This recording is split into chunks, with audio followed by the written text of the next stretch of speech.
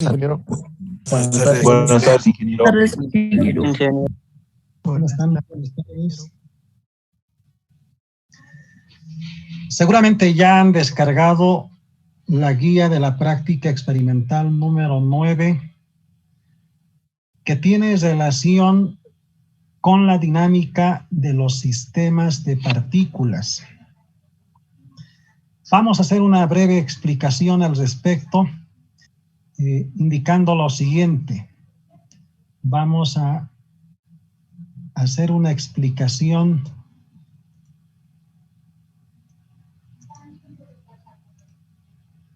de la siguiente manera.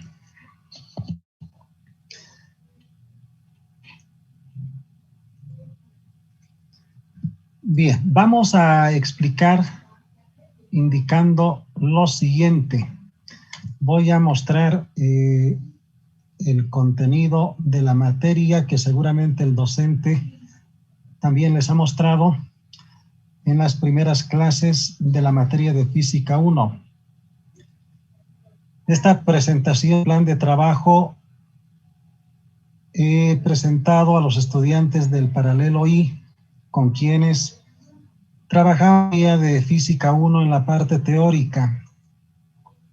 El contenido temático, que seguramente ustedes también han tocado con su docente de teoría, indica que el capítulo número 1 tiene que ver con el capítulo de vectores, el capítulo 2, la cinemática de la partícula, el capítulo 3, la dinámica de la partícula, y el capítulo 4, el capítulo de la estática.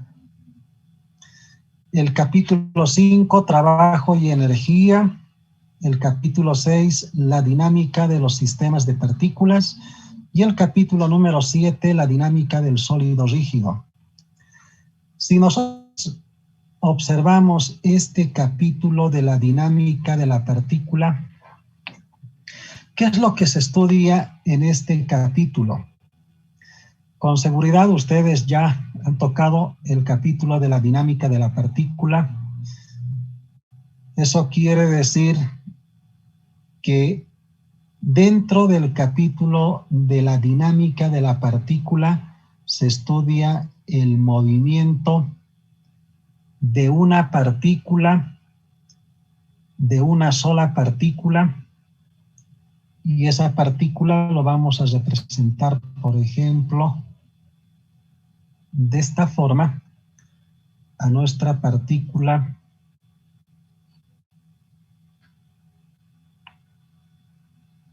a manera de ejemplo, y en este caso esta partícula posee su masa,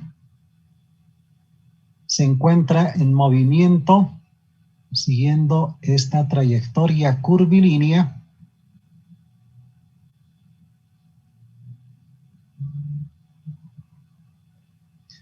¿Por qué la partícula se mueve? Seguramente han tocado ya en la dinámica, por el accionar de varias fuerzas. Una fuerza F1, vamos a suponer a esta fuerza F1. Una fuerza F2, vamos a suponer por acá la fuerza F2. Una fuerza F3.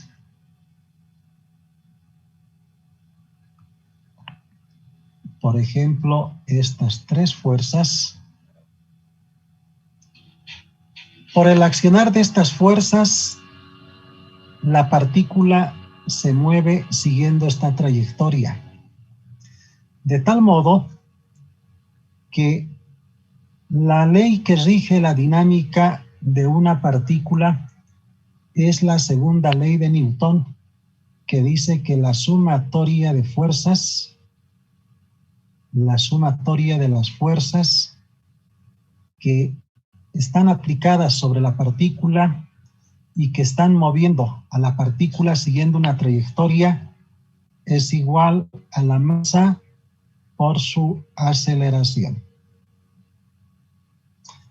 Si esta es la segunda ley de Newton, efectivamente rige la dinámica, eso quiere decir que el cuerpo se encuentra en movimiento y por tanto esta partícula posee una cierta velocidad. La velocidad de esta partícula es siempre tangente a su trayectoria en dicho punto. Fíjense, en ese punto, la partícula tiene una velocidad y esa velocidad es tangente a su trayectoria. Existe una cantidad vectorial en la dinámica de la partícula que se denomina cantidad de movimiento lineal.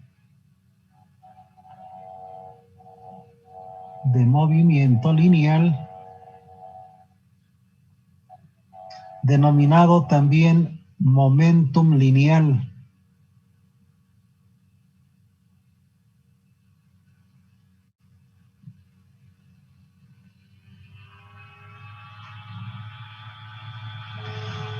Que está simbolizado generalmente en los textos de física por la letra P con la flechita por encima. Es una cantidad vectorial y es el producto de la masa, que es un escalar, por la velocidad, que es un vector. Y por el tema de vectores, el producto de un escalar por un vector da como resultado otro vector en la misma dirección que el vector, en este caso, velocidad. Eso quiere decir entonces que la cantidad de movimiento lineal es un vector que se encuentra en la misma dirección que la velocidad, fíjense.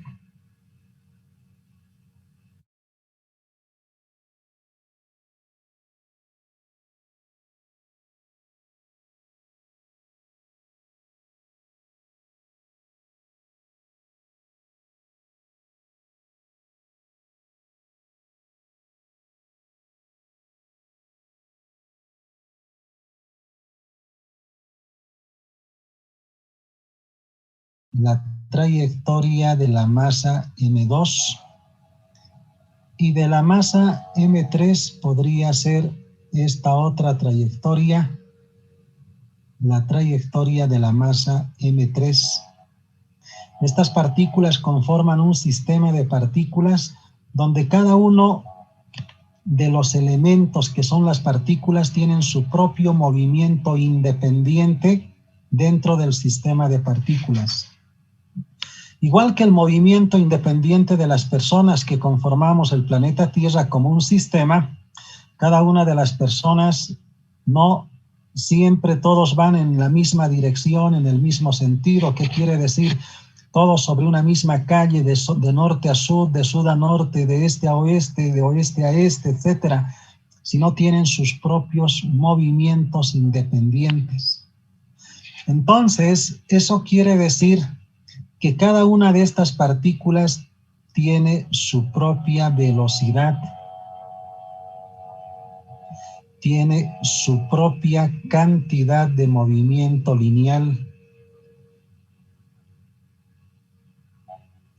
La partícula 2, fíjense, tiene su propia velocidad tangente a la trayectoria y por tanto tiene también su propia cantidad de movimiento lineal independientemente del otro. Y de la misma forma, esta masa M3 tiene su propia velocidad y su propia cantidad de movimiento lineal independiente de las otras partículas del sistema. Pero la expresión de la cantidad de movimiento lineal de cada una de las partículas es la misma expresión masa por velocidad, y la cantidad de movimiento lineal de todo el sistema de partículas con seguridad es igual a la cantidad de movimiento lineal de la masa 1 más la cantidad de movimiento lineal de la masa 2 más la cantidad de movimiento lineal de la masa 3, que quiere decir que estas cantidades vectoriales P1, P2 y P3 se suman y dan lugar a la cantidad de movimiento lineal total del sistema de partículas. Entonces, todo lo que se estudia en la dinámica de la partícula también se aplica, pero se generaliza para varias partículas, ya no para una sola partícula, sino para varias partículas que conforman un sistema de partículas. Y cuando las partículas tienen su propio movimiento, una de las aplicaciones prácticas de la dinámica de un sistema de partículas es el tema de las colisiones. Si cada una de las partículas tiene su movimiento independiente, en algún momento podrían colisionar unas con otras. Y el tema de las colisiones es una aplicación muy importante dentro de la dinámica de los sistemas de partículas. Y en ese sentido, entonces, el trabajo experimental número 9, que tiene relación efectivamente con la dinámica de los sistemas de partículas, el tema experimental es el tema de las colisiones unidimensionales. Pueden existir también colisiones bidimensionales, pero en este caso vamos a estudiar las colisiones unidimensionales. ¿En qué consiste una colisión unidimensional? Una colisión unidimensional es aquella colisión en la que dos cuerpos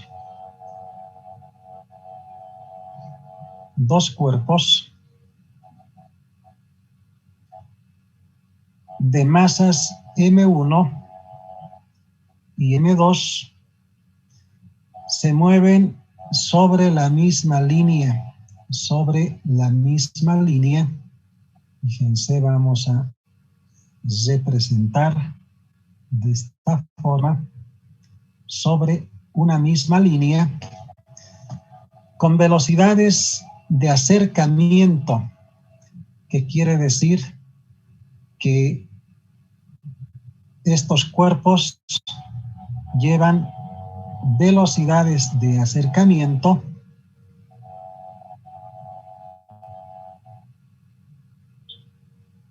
por ejemplo, esta velocidad de la partícula 1 y otra velocidad de la partícula 2.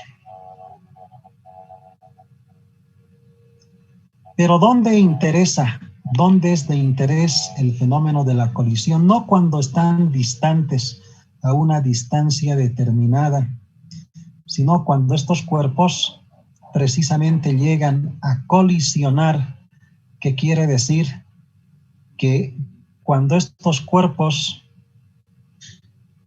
logran colisionar entre sí, eso quiere decir que prácticamente en un instante de la colisión, fíjense acá, cuando estos cuerpos han llegado a colisionar la masa 1 con la masa 2, la masa 1 ha llegado con una velocidad v1 y la masa 2 ha llegado con una velocidad v2. Estas velocidades se denominan velocidades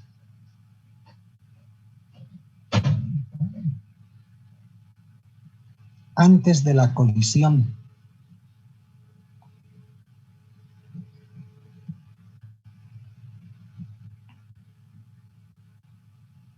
Antes antes de la colisión.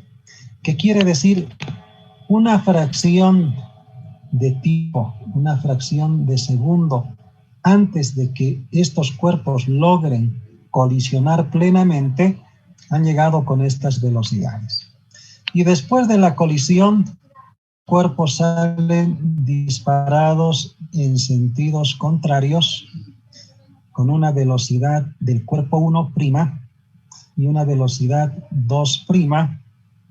Y estas velocidades se denominan velocidades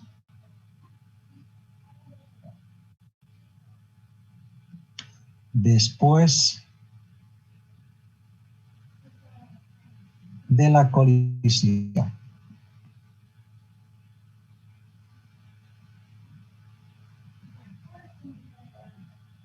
Por tanto, existen velocidades antes de la colisión, velocidades después de la colisión. Todo lo que lleva la comilla por encima son velocidades después de la colisión. En ese entendido, entonces, si existen velocidades de acercamiento antes de la colisión, existen también velocidades de separación, velocidades después de la colisión. ¿Qué dice el primer objetivo de la práctica experimental número 9? El primer objetivo dice, a partir del método experimental, determinar el coeficiente de restitución para la colisión de dos cuerpos en una dimensión. Según el fundamento teórico, cuando dos cuerpos chocan o colisionan, sobre cada uno de ellos actúan fuerzas impulsivas de gran magnitud. En toda colisión siempre actúan fuerzas impulsivas de gran magnitud. Por esa razón, cuando dos vehículos colisionan, los vehículos son deformes porque actúan fuerzas impulsivas de gran magnitud. Durante un tiempo extremadamente corto, generalmente una colisión no dura un segundo, ni siquiera un segundo. Es prácticamente una fracción, una pequeña fracción del segundo en el cual se produce una colisión. Por esa razón, el tiempo es extremadamente corto. Si se produce una colisión, existe un coeficiente llamado coeficiente de restitución en una colisión, que es un indicador cuantitativo, que quiere decir que es un número, no tiene unidades, que explica las propiedades elásticas de los cuerpos que colisionan, evaluada sobre una línea que se llama línea de impacto. Este coeficiente de restitución es un indicador numérico simbolizado por la letra E, que puede tomar valores desde 0 máximo hasta 1 o cualquier valor en este rango, cualquier valor entre 0 y 1. Se determina por esta fórmula, que enseguida vamos a ver cómo se aplica esta fórmula del coeficiente de restitución, que devuelve un número. Si el valor que devuelve es 1, fíjense, si este es el valor 1 del coeficiente de restitución, se dice que la colisión es elástica, no existe deformación permanente entre los cuerpos y la energía cinética del sistema antes y después de la colisión se conserva. Si el coeficiente de restitución no es 1, es 0, el límite inferior, quiere decir que la colisión es plástica. Existe deformación permanente y la energía cinética del sistema antes y después de la colisión no se conserva. Por otro lado, en el caso de la colisión elástica, los cuerpos que colisionan se separan. En la colisión plástica, los cuerpos quedan atrapados, quedan pegados y pueden moverse o no, dependiendo del fenómeno físico, pero los cuerpos después de la colisión ya no se separan en una colisión plástica, cuyo coeficiente de restitución es 0. Si la colisión no es elástica, para ser elástica, colisión elástica, tiene que ser su coeficiente igual a 1. Si no es 1 y tampoco es una colisión plástica, ¿y cuándo se da una colisión plástica? Cuando su coeficiente de restitución es 0. Si no es ni 0 ni 1 y es un valor intermedio en este rango, cualquier valor, entonces se dice que la colisión es inelástica. Y en este tipo de colisión inelástica existe deformación permanente y la energía cinética del sistema antes y después de la colisión no se conserva, pero los dos cuerpos se separan, existiendo deformación permanente. En la práctica experimental número 9, se va a producir una colisión inelástica. El equipo de laboratorio que se tiene, efectivamente, este equipo de laboratorio es el equipo de laboratorio para colisiones, y en este caso se va a producir una colisión inelástica, que es el tercer caso de la colisión. La primera colisión se dice que la colisión es elástica si el coeficiente es 1. Si el coeficiente es 0, la colisión es plástica. Si el coeficiente está entre 0 y 1, cualquier valor, se dice que la colisión es inelástica. Entonces, en el caso de la colisión inelástica, cuando dos cuerpos colisionan, sufren deformaciones permanentes. Se caracteriza por ser el intermedio entre los dos anteriores, la colisión intermedia entre la colisión elástica y la colisión plástica. Por otro lado, también es importante reconocer de que la cantidad de movimiento lineal en toda colisión se conserva, y en este caso también existe conservación de la cantidad de movimiento lineal. Lo que no se conserva es la energía cinética antes y después de la colisión. No existe conservación de la energía y el coeficiente de restitución está comprendido entre 0 y 1. Cualquier valor comprendido entre 0 y 1. Si esas son las características de la colisión inelástica, entonces veamos en qué consiste la cantidad de movimiento lineal de un sistema de partículas que ya habíamos explicado anteriormente. Es la suma vectorial, porque la cantidad de movimiento lineal es un vector, es la suma vectorial de las cantidades de movimiento lineal de cada una de las partículas. Y el principio de conservación de la cantidad de movimiento lineal que se produce en una colisión, en cualquier tipo de colisión, y en este caso en una colisión inelástica, por eso dice acá, existe conservación de la cantidad de movimiento lineal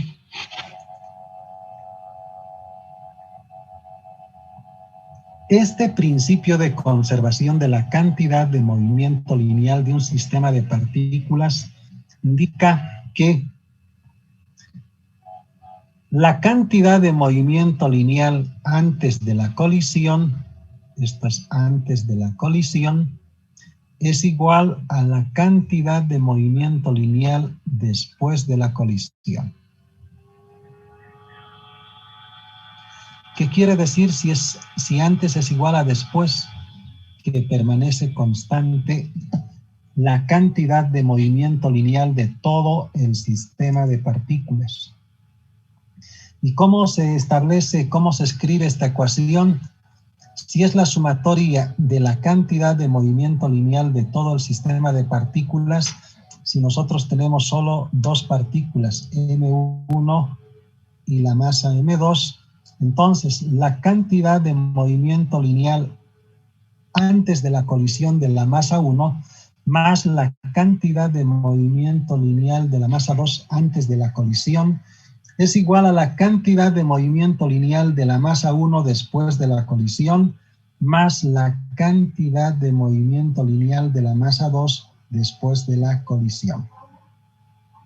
¿Qué quiere decir? Que como esas cantidades son vectoriales, el resultado en el primer miembro va a ser un vector y tiene que ser aproximadamente igual al vector del segundo miembro, y con eso habríamos logrado verificar el principio de conservación de la cantidad de movimiento lineal de un sistema de partículas. En el montaje del experimento se ve el conjunto de materiales que, de acuerdo a la ejecución del experimento, se explica lo siguiente. Primeramente, a través de la balanza se miden las masas de los deslizadores. Y estos cuerpitos, fíjense, vamos a ampliar de sobremanera. Estos dos cuerpitos que tenemos en la imagen agrandada representan ser los cuerpos que van a colisionar. Fíjense, se encuentra sobre el carril y este es el otro cuerpo que se tiene que instalar en el otro extremo. Esta varilla que estamos observando es la varilla del disparador. Aquí arriba en la parte superior tiene un botón que, presionando hacia abajo, este carrito sale disparado y el otro carrito también sale disparado del punto de la derecha. Y estos sensores de movimiento, estos dos sensores de movimiento, que tienen que ubicarse, estos dos sensores, tienen que ubicarse a una distancia aproximada de unos 60 centímetros. ¿Por qué razón? Desde este punto de disparo, de ese punto de disparo, tiene que existir 70 centímetros de distancia, y lo propio en el extremo derecho, los mismos 70 centímetros. 70 más 70, 140 centímetros, 1.4 metros, y la distancia de separación entre estos dos sensores, donde van a ingresar los dos carritos, los cuales van a medir las velocidades, la distancia es de 60 centímetros, porque el carril con flujo de aire trabaja con flujo de aire de suspensión para evitar el rozamiento. Tendrá una separación, estos dos sensores, de 60 centímetros para que los carritos puedan colisionar en la parte media. Entonces, si eso es así, el siguiente paso dice, después de haber nivelado horizontalmente el carril con flujo de aire de suspensión, el siguiente paso dice, primero dice, en primer lugar debemos medir la masa de los dos deslizadores de estos dos carritos. La masa es de 200 gramos, 0.2 kilogramos, 0.2 kilogramos, la masa del cuerpo 1 y del cuerpo 2. Luego se debe nivelar, como habíamos indicado, todo el carril que trabaja con flujo de aire de suspensión para evitar el rozamiento de los carritos deslizadores. Se colocan los sensores de movimiento a 70 centímetros, habíamos indicado a 70 centímetros de distancia de los disparadores. Sujetar los móviles a través del imán de retención. Estos carritos tienen un imán de retención que se sujetan con los disparadores. Se activa el generador de flujo de aire de suspensión. Este equipo que se encuentra en la parte inferior, este equipo es el generador de flujo de aire de suspensión, que a través de esta manguera que estamos observando ingresa el flujo de aire sobre el carril, lo que hace que estos carritos puedan levantarse ligeramente, muy poquito, ni siquiera 1 milímetro, pero lo suficiente para evitar la fuerza de rozamiento. De tal modo que una vez que los dos carritos ya se han colocado en los dos extremos, se ha activado el generador de flujo de aire de suspensión, se debe ejecutar el programa Measure para medir las velocidades antes y después de la colisión. ¿Qué quiere decir? Que estos dos carritos, cuando salen disparados e ingresan a la zona intermedia entre los dos sensores, los sensores van a medir las velocidades de acercamiento, las velocidades antes de la colisión, y cuando colisionen y retornen a los puntos de partida, en su retorno se va a medir las velocidades después de la colisión. Se presionan los botones de disparo, se presionan estos botones de disparo y estos cuerpitos salen disparados para producir la colisión entre los cuerpos. Se debe tomar nota de los valores de la velocidad de los dos deslizadores antes y después de la colisión. Y estas son las velocidades de los dos cuerpos. Esta velocidad de 0.630 metros por segundo es la velocidad del primer móvil, pero antes de la colisión.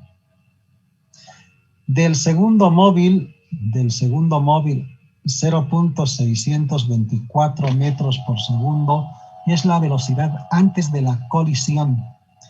Después de la colisión, esta velocidad de 0.578 metros por segundo es la velocidad después de la colisión de la masa M1 del primer móvil, y esta otra velocidad 2' es la velocidad después de la colisión del cuerpo 2. Con esos valores experimentales, entonces, tenemos que resolver la práctica experimental.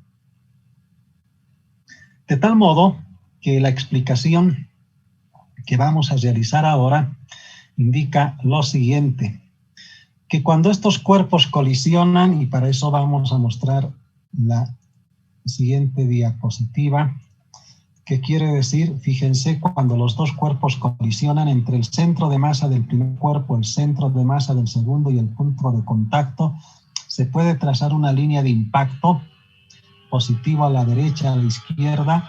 En este caso estamos tomando hacia la derecha. Todas las velocidades que se encuentran en dirección de la línea de impacto son velocidades positivas. Si este es el sentido positivo de la línea de impacto, esta velocidad v1 es una velocidad positiva. La velocidad v2 es negativa porque está en sentido contrario. Esta velocidad 1' es negativa y esta velocidad 2' es una velocidad positiva de acuerdo a la línea de impacto. Entonces, eso quiere decir que se reemplaza en esta ecuación del coeficiente de restitución, no se debe reemplazar vectores, porque si reemplazamos vectores no vamos a obtener el coeficiente de restitución. Un vector menos otro vector da como resultado, vamos a suponer, este vector v1. Un vector además prima, fíjense, prima porque es después de la colisión. Este vector v1 menos el vector v2 da como resultado otro vector. Si reemplazáramos vectores, un vector menos otro vector, esta velocidad le vamos a llamar la velocidad 2. No existe la división de vectores en el álgebra vectorial, entonces no vamos a encontrar absolutamente nada. ¿Qué quiere decir esta fórmula? Que debemos reemplazar las velocidades con un signo positivo o negativo de acuerdo a la línea de impacto. Por ejemplo, esta velocidad 2', esta velocidad 2' es una velocidad positiva, entonces se quita la flechita y se coloca el signo positivo, menos, ¿cómo es la velocidad 1'? Es una velocidad negativa, entonces esto va a ser igual a la velocidad 2' menos de la fórmula y menos v1', y así se tendría que reemplazar cada una de las velocidades de la siguiente forma. Fíjense, la velocidad v2' es positiva. Esta velocidad es positiva, se quita la flechita y se ha registrado el término positivo menos. Como es la velocidad 1', es negativa la velocidad menos v sub 1'. ¿Cómo es la velocidad 1? ¿Cómo es la velocidad 1? Es velocidad positiva porque está en dirección de la línea de impacto positivo y se quita la flechita. ¿Y cómo es la velocidad 2? La velocidad 2 es una velocidad negativa, se quita la flechita y se registra menos v sub 2. Haciendo operaciones, logramos que menos por menos da más, menos por menos da más, y esta es la fórmula del coeficiente de restitución. Enseguida voy a enviarles el nuevo link para poder terminar en unos 10 minutos como máximo la explicación de este trabajo experimental. Estemos atentos, por favor.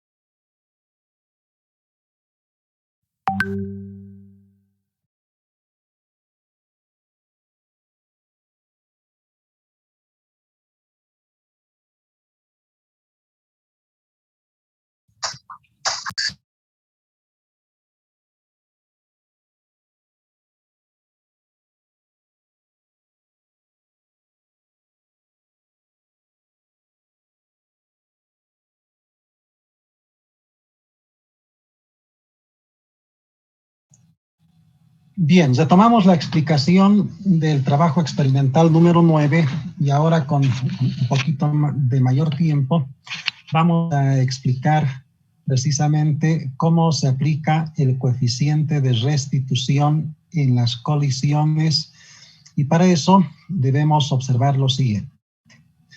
Cuando dos cuerpos colisionan, estos dos cuerpos colisionan, en el momento de la colisión podemos observar que el centro de masa, fíjense, el centro de masa del primer cuerpo con el centro de masa del segundo cuerpo, que es otro punto, estamos agrandando de sobremanera, y entre el punto de contacto, entre esos tres puntos, se puede trazar una línea que se llama línea de impacto, que puede ser positivo a la derecha, positivo a la izquierda, esto es indistinto, solo que lo que debemos tomar en cuenta es el siguiente detalle. Si la línea de impacto positivo se ha fijado hacia la derecha, como en este caso a través de la flechita, entonces todas las velocidades que se encuentran en el mismo sentido son velocidades positivas.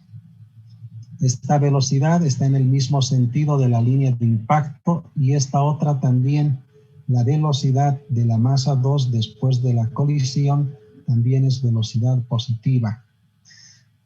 La velocidad 2 antes de la colisión está en sentido contrario, es velocidad negativa, y lo propio con esta velocidad 1', que también es velocidad negativa porque se encuentra en sentido contrario. Para aplicar entonces la fórmula que habíamos mencionado hace un instante, debemos ver y reemplazar en esta fórmula la velocidad 2'. Y fíjense, si reemplazamos la velocidad primeramente 2', esa velocidad 2' se encuentra en esta parte donde con seguridad la velocidad es positiva. Se quita la flechita, dijimos, y se coloca el signo positivo que queda implícito, de tal modo que esta velocidad es una velocidad positiva en la fórmula. El signo menos es de la fórmula, copiamos ese signo menos y luego nos preguntamos cómo es la velocidad 1'. Esta velocidad 1' que tenemos acá después de la colisión es una velocidad negativa. Entonces registramos menos V1'. Y en el caso de la velocidad antes de la colisión de la masa 1, esta velocidad también es positiva. Entonces registramos esa velocidad, obviamente quitamos la flechita, menos es de la fórmula, y como es la velocidad 2 antes de la colisión, es una velocidad negativa. Entonces se registra menos V2 y se quita la flechita de la misma forma. Luego realizamos operaciones menos por menos da más en el numerador, en el denominador menos por menos da más, y así habríamos logrado encontrar la fórmula del coeficiente de restitución que ustedes tienen que utilizar para poder hallar el primer objetivo. Tienen que reemplazar la velocidad 2' más la velocidad 1' y dividir entre la velocidad 1 más la velocidad 2. De esa forma se va a lograr el primer objetivo de la práctica experimental. El primer objetivo se determina aplicando esta fórmula.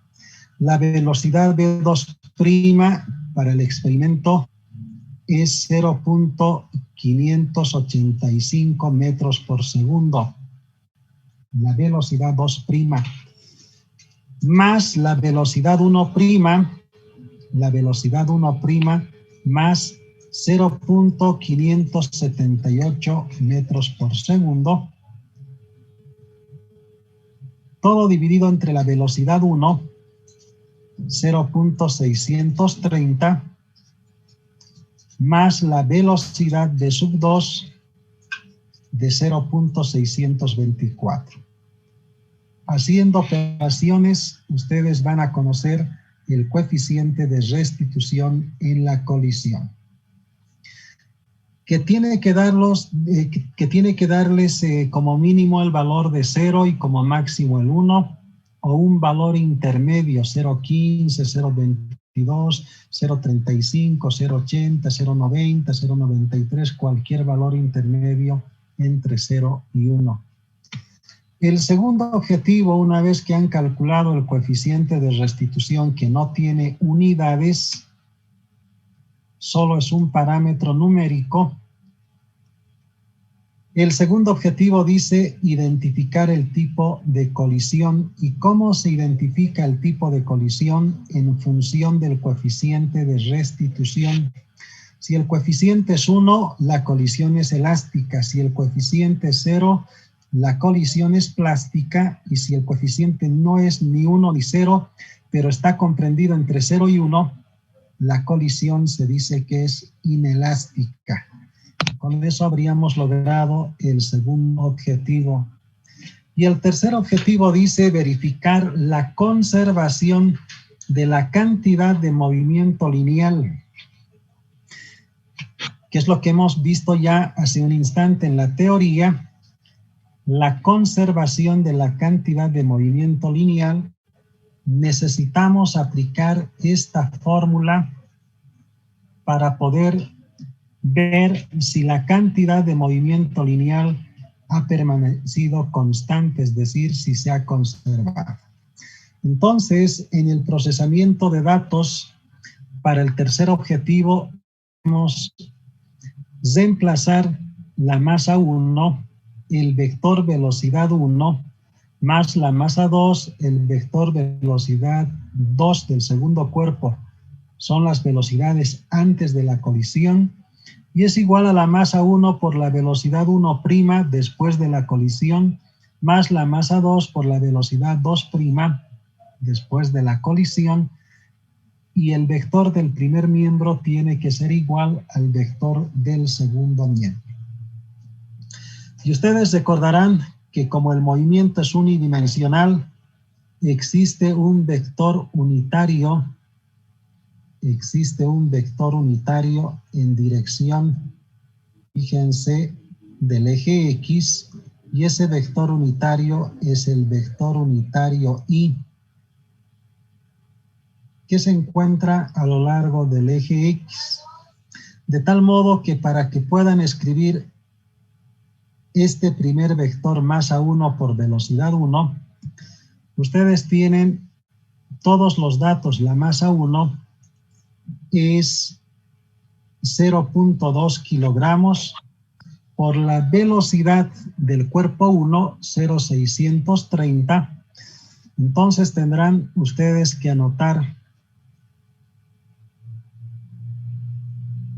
que la masa 1 es 0.2 kilogramos, es el escalar, multiplicado por el vector B sub 1. Si aquí está el sentido positivo del eje X, del eje unidimensional, esta velocidad B sub 1 es velocidad positiva, esta velocidad 2 es velocidad negativa, esta velocidad 2' es velocidad positiva y esta velocidad 1' es velocidad negativa. Entonces ustedes dirán, ahora, en función de este análisis, realizarán lo siguiente.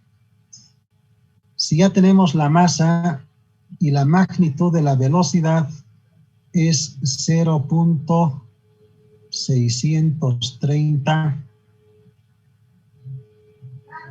metros por segundo, la masa por la velocidad por el vector unitario Y, que quiere decir esas unidades los vamos a trasladar al final. kilogramo metro por segundo. Y por tanto, lo único que resta es multiplicar 0.2 multiplicado por 0.630 por el vector unitario, y este vector de velocidad es positivo.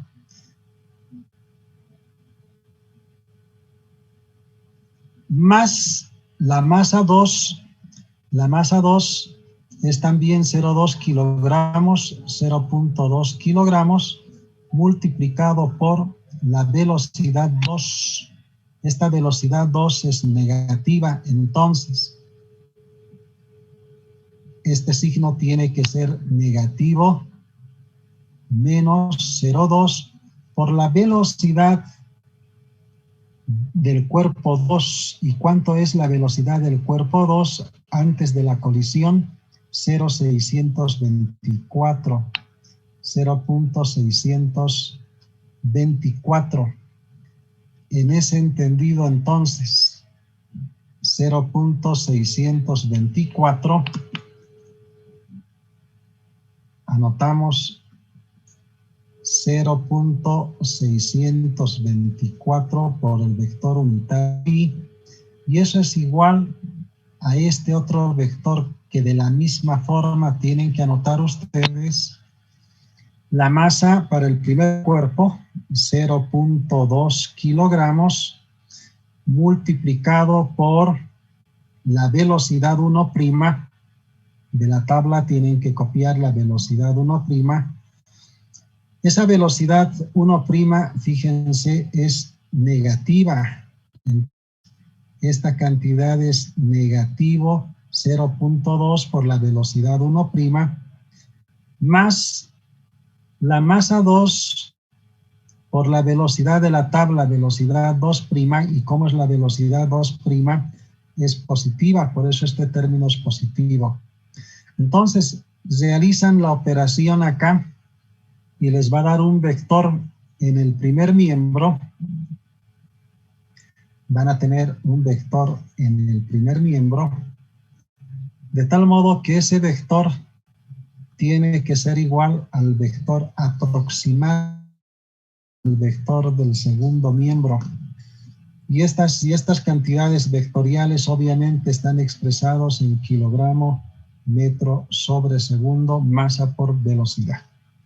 Y de esa forma ustedes van a encontrar el vector cantidad de movimiento lineal antes de la colisión y el vector cantidad de movimiento lineal después de la colisión.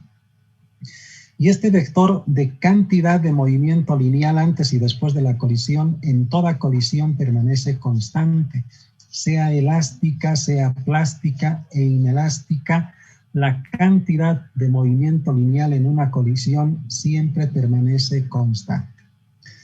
Y para finalizar, después de haber realizado el tercer objetivo de la práctica, ustedes tienen que revisar las conclusiones y una pregunta importante del cuestionario. Dice determinar la energía cinética del sistema antes y después de la colisión. Tenemos la fórmula en el formulario, fíjense, del cuestionario que ustedes tienen acá en la guía. Esta es la energía cinética antes de la colisión y esta es después de la colisión. Contamos con el valor de la masa 1, la velocidad 1, la masa 2, velocidad 2, y ustedes van a conocer la energía cinética expresado en julios. La energía cinética después de la colisión, fíjense, tiene la comillita. Conocen la masa 1, la velocidad 1' al cuadrado, conocen la masa 2, la velocidad 2' al cuadrado, y van a conocer también la energía cinética después de la colisión. Con esos valores que ustedes calculen, de acuerdo a los resultados de la energía cinética y después de la colisión, explicar si existió o no conservación de la energía cinética total del sistema y por qué se ha conservado. Eso tienen que contestar en esta pregunta del cuestionario. Muy bien, no sé si tienen alguna pregunta, alguna parte que debamos explicar, reforzando a lo que habíamos mencionado anteriormente. Ustedes tienen la palabra. En este trabajo experimental no tienen que aplicar regresiones, la linealización, no tienen que hacer gráficas, modelos matemáticos, cálculo de errores, solo tienen que reemplazar los datos en esta fórmula del coeficiente de restitución. Los datos se encuentran en el cuadro de obtención de datos y así van a conocer el coeficiente de restitución. Tienen que identificar de acuerdo al resultado que ustedes logren, tienen que identificar si es colisión realmente.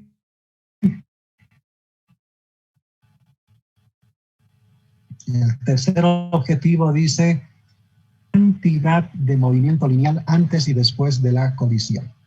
Muy bien, no sé si hay preguntas, por favor, ustedes tienen la palabra.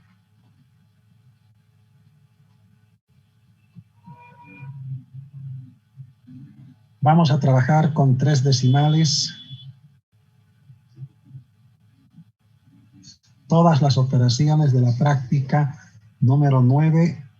No hay preguntas, por favor.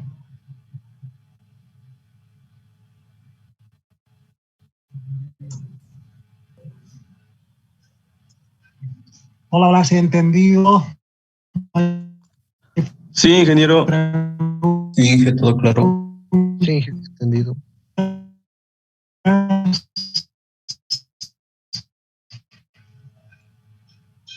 Perfecto.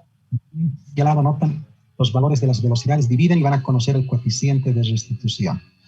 Con ese valor que está comprendido entre 0 y 1, puede ser 0, puede ser 1 o cualquier valor intermedio, van a poder identificar qué tipo de colisión se ha producido. Y finalmente, verificar la conservación de la cantidad de movimiento lineal. Entonces, dicho esto, el trabajo experimental número 9 debemos entregar el siguiente lunes hasta las 2:30 de la tarde. Les agradezco por la asistencia a la clase. Muchas gracias. Hasta luego. Hasta luego, ingeniero. Hasta luego, ingeniero. Hasta luego, ingeniero. Hasta luego, ingeniero. Hasta la siguiente clase. Muchas gracias. Hasta luego.